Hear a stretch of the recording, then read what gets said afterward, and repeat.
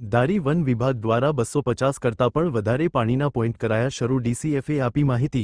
હાલ વૈકલ્પિક પાણીના સ્ત્રોત ઊભા કરવામાં આવ્યા છે। વન વિભાગના સંરક્ષણ અને સંવર્ધનની બાબતમાં વન વિભાગની કટિબંધ ઉનાળામાં પ્રાણીને તકલીફ ના પડે એના માટે પાણી સગવડ પણ કરવામાં આવી છે। પાણીના પોઈન્ટ પણ વધારી દેવામાં આવ્યા। હાલ ધોમ તડકો પડી રહ્યો છે તેને ધ્યાનમાં લઈને આ કુંડ બનાવવામાં આવ્યા હતા। રિપોર્ટર પ્રવીણ મેર, રાજકોટ। નમસ્કાર, મારું નામ વિકાસ યાદવ છે। હું ગીર પૂર્વ વન વિભાગમાં નાયબ વન સંરક્ષક તરીકે ફરજ બજાવું છું અને જેમાં બધાને ખબર છે કે હવે ઉનાળાનો સિઝન ચાલુ થઈ ગયો છે અને આપણી જો તપોભૂમિ છે સૌરાષ્ટ્રની અને જો સાવજની ભૂમિ છે, અહીંયા કોઈ પણ પાણીની પ્રોબ્લેમ કે મુશ્કેલી કે અછત નહીં સર્જાય આ વસ્તુને ધ્યાનમાં રાખીને ગીર પૂર્વ વન વિભાગ દ્વારા ઘણા બધા પાણીના પોઈન્ટ મેન્ટેન પણ કરવામાં આવી રહ્યા છે, નવા પોઈન્ટ ઊભા પણ કરવામાં આવી રહ્યા છે। ગીર પૂર્વ વન વિભાગમાં 250 આજુબાજુ પાણીના પોઈન્ટ અત્યારે ચાલુ છે।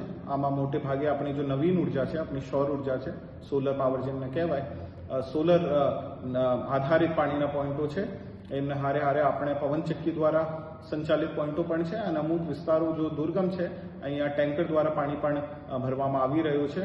અને ગીર પૂર્વ વન વિભાગ ફક્ત અને ફક્ત આપણું જો હાવજ છે અને મોટો પ્રાણીઓ છે એમના માટે ચિંતિત નહીં છે, પણ આપણા જો નાના જીવડા કહેવાય અને આપણી જો પરાગનયનની આપણી જો એક પદ્ધતિઓ હોય છે ઇકોસિસ્ટમમાં સારી રીતે ચાલતી રહે એમના માટે પાણીના કોથળા પણ નાખવામાં આવી રહ્યા છે અને ઘણી બધી ભૂમિ ભેજની કામગીરી, સોઇલ એન્ડ મોઇશ્ચર કન્ઝર્વેશનના વર્ક્સ પણ ગીર પૂર્વ વન વિભાગ દ્વારા કરવામાં આવી રહ્યા છે।